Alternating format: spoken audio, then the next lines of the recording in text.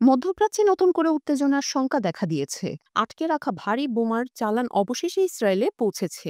একই সময় ইসরায়েলে প্রথম সফরে গেছেন যুক্তরাষ্ট্রের নতুন পররাষ্ট্রমন্ত্রী মার্কো রুবিও।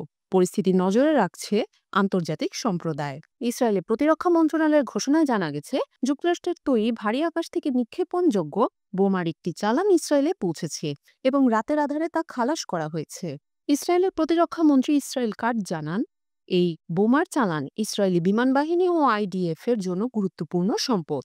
তিনি আরও বলেন, এটি ইসরায়েল ও যুক্তরাষ্ট্রের মধ্যে শক্তিশালী সম্পর্কের প্রতীক। এই বোমাগুলো ট্রাম্প প্রশাসনের আমলে ছাড়পত্র পেয়েছিল। 2025 সালে ফেব্রুয়ারিতে ট্রাম্প প্রশাসন ইসরায়েলের কাছে $7.4 বিলিয়নেরও বেশি মূল্যের বোমা, মিসাইল এবং সামরিক সরঞ্জাম বিক্রির অনুমোদন দেয়। যুক্তরাষ্ট্রের প্রতিরক্ষা নিরাপত্তা সহযোগিতা সংস্থা জানিয়েছে, এই বিক্রয় ইসরায়েলের প্রতিরক্ষা সক্ষমতা বাড়াবে এবং আঞ্চলিক হুমকি মোকাবেলায় সহায়ক হবে। ইসরায়েলের সাম্প্রতিক হামলায় গাজায় 48,500 ফিলিস্তিনি নিহত হয়েছে এবং লক্ষাধিক মানুষ বাস্তুচ্যুত হয়েছে।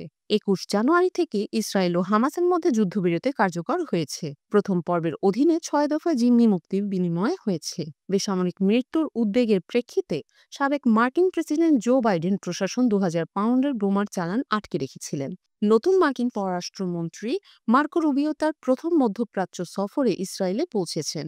তিনি ইসরায়েলের প্রধানমন্ত্রী বেনিয়ামিন নেতানিয়াহু এবং অন্যান্য শীর্ষ কর্মকর্তাদের সঙ্গে বৈঠক করেছেন।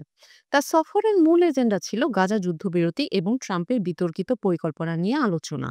এই পরিকল্পনার আওতায় ফিলিস্তিনিদের গাজা থেকে সরিয়ে মিশর ও জর্ডানে স্থানান্তরের প্রস্তাব রয়েছে, যা বিশ্বজুড়ে তীব্র প্রতিক্রিয়া সৃষ্টি করেছে। যুক্তরাষ্ট্রের ভারী বোমার চালান ইসরায়েলে পৌঁছানো এবং মার্কো রুবিওর মধ্যপ্রাচ্য সফর বর্তমান পরিস্থিতিকে আরও জটিল করে তুলেছে।